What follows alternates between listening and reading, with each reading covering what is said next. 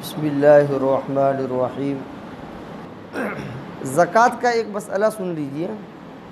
بہت سے لوگ پوچھتے ہیں کہ بھئی ہمارے پاس گاڑیاں ہیں، ایسوزو ہے، ایسوزو، چاہے چلانے کے لیے ہو، اپنے شوق کے لیے یا کاروبار کے لیے، یعنی اس کے اوپر سے وہ کاروبار کرتا ہے، اپنا مال سامان اسی میں لے جاتا ہے، لاتا ہے دکان کا، تو ایسی کار کے اوپر زکوٰۃ واجب نہیں ہے۔ اور بائک ہے، اسی طریقے سے زمین جس کے اندر وہ فصل اگاتا ہے، چاہے 50 بیگھہ زمین ہو، 100 بیگھہ زمین ہو، اس سے کوئی مطلب نہیں، اس میں زکوٰۃ واجب نہیں۔ زمین کے نفس زمین کے اندر زکوٰۃ واجب نہیں۔ پلاٹ ہے، ویسے ہی پڑا ہوا ہے، بیچنے کے لیے نہیں لیا ہے، ایسے ہی لے کے رکھ دیا، یا یہ کہ ضرورت سے زائد 50-100 مکان ہے، تو ان تمام مالوں کے اندر زکوٰۃ واجب نہیں ہوتی ہے۔ اس کو مال غیر نامی کہتے ہیں شریعت کی اصطلاح میں، بول چال میں۔ اور زکوٰۃ جو واجب ہوتی ہے وہ مال نامی کے اندر ہوتی ہے، اور مال نامی صرف 4 قسم کے مال ہیں: سونا، چاندی، روپیہ پیسہ اور ویپار کا مال۔ یہ 4 قسم کے مال میں زکوٰۃ واجب ہوتی ہے۔ اس کے علاوہ کتنا ہی مال کیوں نہ ہو، پورا گوڈاؤن ڈائمنڈ سے بھرا ہوا کیوں نہ ہو، زکوٰۃ ڈائمنڈ میں واجب نہیں۔ ایک آدمی کے پاس 100-200 گاڑیاں ہیں، زکوٰۃ واجب نہیں۔ ایک آدمی کے پاس 500,000 بیگھہ زمین ہے، زکوٰۃ واجب نہیں۔ 500,000 پلاٹ ہیں، زکوٰۃ واجب نہیں۔ ضرورت سے زائد اس کے پاس اور بہت ساری چیزیں ہیں، یہ 4 مال کے علاوہ زکوٰۃ واجب نہیں ہوگی۔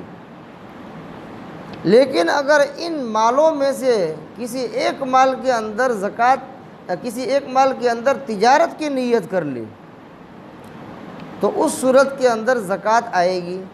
جیسے ایک آدمی کے پاس 4-5 بائک تھے، 2 بائک اس نے جو ہے بیچنے کی غرض سے خریدے، 2 بائک اس نے خریدے تھے تو وہ بیچنے کی نیت سے خریدے تھے، تو اب وہ بائک چاہے 20,000 روپے والا ہو یا 30,000 روپے والا ہو، اس کے اوپر زکوٰۃ آئے گی، اس لیے کہ 2 بائک کی قیمت وہ 20,000 روپے میں اس نے خریدا، بیچے گا تو 25 میں تو بیچے گا نا کم سے کم۔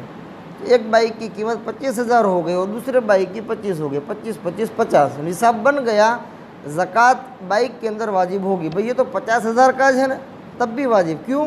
اس لیے کہ اب یہ ویپار کے مال میں آ گیا، اور ڈائمنڈ پورا گوڈاؤن بھرا ہوا ہے، ویپار کے مال میں نہیں ہے، ویسے شوق کے لیے بھر دیا ہے، کوئی حرج کی بات نہیں ہے، زکوٰۃ واجب نہیں ہوگی۔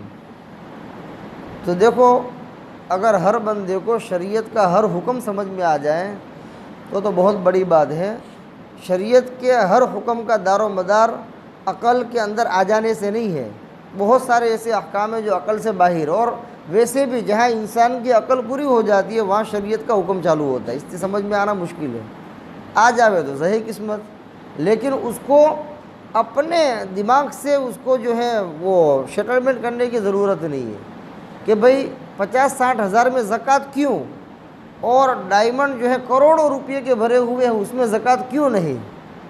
اسی کا نام جو ہے شریعت ہے، اور اسی کا نام مان لینا ہے کہ جتنا کہا گیا اتنا کر لینے کا، اس کا نام ایمان ہے، اس کا نام جو ہے اسلام ہے، اس کا نام جو ہے آمنا و صدقنا ہے۔ تھوڑے سے بھی اپنے دماغ سے کچھ سوچنے جائے گا ادھر ادھر تو پریشان ہو جائے گا۔ آپ کو ایک آخری سمپل بتا دوں کہ آدمی اپنے تقاضے کسی اور راستے سے پورا کرتا ہے، اپنا جو جسمانی تقاضا ہے پیشاب پانی کا وہ کسی اور راستے سے پورا کرتا ہے، اور وضو کا حکم کسی اور جگہ کے اوپر دیا جا رہا ہے۔ ارے بھئی دماغ کیا کہتا ہے کہ جہاں سے پیشاب پانی کے تقاضے پورے ہو رہے ہیں اسی کو جو ہے دھونے کا حکم دیا جانا چاہیے، اسی میں جو ہے وضو آ جانا چاہیے، لیکن تقاضا کسی اور راستے سے پورا ہو رہا ہے اور وضو کا حکم جسم کے کسی دوسرے اعضاء کو دھونے کے اعتبار سے دیا جا رہا ہے، تو اس میں جو ہے عقل کام نہیں کرتی ہمارے۔ شریعت نے ہم کو جتنا بتلایا بس وہ آخری فائنل، اسی کے اوپر ہمیں عمل کرنا ہے، سمجھ میں آئے تب بھی کریں گے، نہ آئے تب بھی کریں گے، اس میں جو ہے ادھر ادھر کا شوشہ نکالنے کی ضرورت نہیں ہے۔ اور جو آدمی شریعت کے کسی حکم کے اندر شوشہ نکالنا شروع کرتا ہے وہ آدمی آہستہ آہستہ گمراہ ہو جاتا ہے۔ جیسے آج کل بہت سارے فرقے ہو گئے، کیوں ہوئے؟ اپنے عقل سے سوچنے گئے تو گئے۔ اللہ تبارک و تعالیٰ ایسے فرقوں کے اندر بٹنے سے اللہ ہماری حفاظت فرمائے، اور ایسی گمراہی سے اللہ تعالیٰ ہماری حفاظت فرمائے۔